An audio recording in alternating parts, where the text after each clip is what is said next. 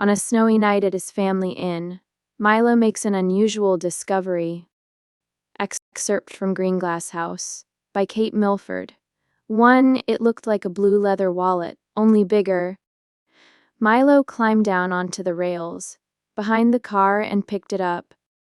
2, 3, 4, 5, 6, 7, and that's how he found the first map. It was tucked into the lee-hand pocket of the leather wallet, folded into quarters. E-paper was old and green-tinged, the way the copper pots in the inn's kitchen were tinted green from verdigris. Only Milo had never seen paper turn green like that. He unfolded it carefully with cold fingers. It was brittle and delicate, and didn't look as if it could stand much more folding and unfolding, but he could tell it had once been thick and expensive.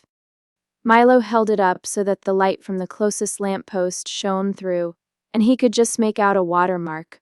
1. It looked like a wrought iron gate, but slightly warped and wrenched out of its original shape. It was then, with the page lit up from behind, that Milo realized what he was looking at.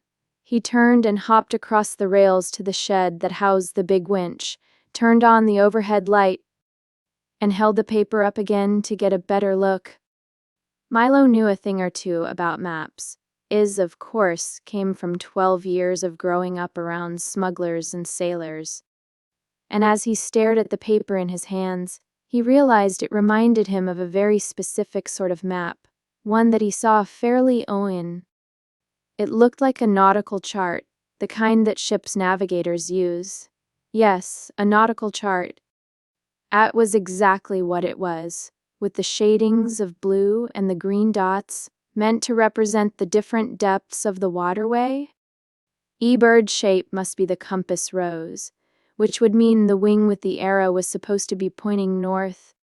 He turned the page so that the arrow pointed up, but that didn't make the waterway any more familiar.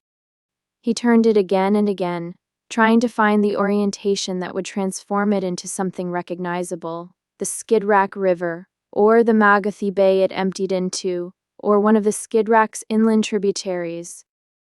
But no matter which way he held the map, it didn't look like any river or bay Milo knew of. Go on. Session 1, page 19.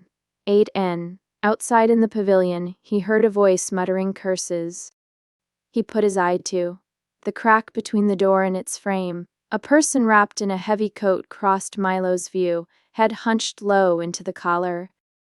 A short, sharp breeze kicked up, swirling snow around the figure. It wasn't his mother or father, but, between the snow and the twinkling lights, he couldn't quite work out which of the guests it was. 9E person strode out of view and back in again, making a circuit of the pavilion, then hopped down onto the tracks inside it. Milo heard footsteps crunching over the stones between the steel rails. 10. He or she had to be looking for the leather wallet Milo had just found.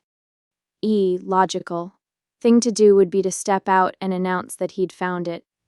It was, all, the property of one of the guests, and at some point, he was going to have to give it back. Still, when the dark shadow swung itself back up off the tracks, something made Milo edge deeper into the shed and tuck himself as far behind the winch as he could. 11. He held his breath and waited. Long minutes passed without any sound from outside. As quietly as he could, he refolded the map and tucked it inside the leather wallet. He slipped it into his other back pocket, making certain it was hidden by his coat. And when he was sure, absolutely sure, that he was alone in the pavilion again, he crept out of the shed. Whoever it had been, he or she had the footprints, but already the swirling snow was busy erasing them. One watermark, a faint design placed on paper that can only be read when held up to a light. Page 20's Session 1.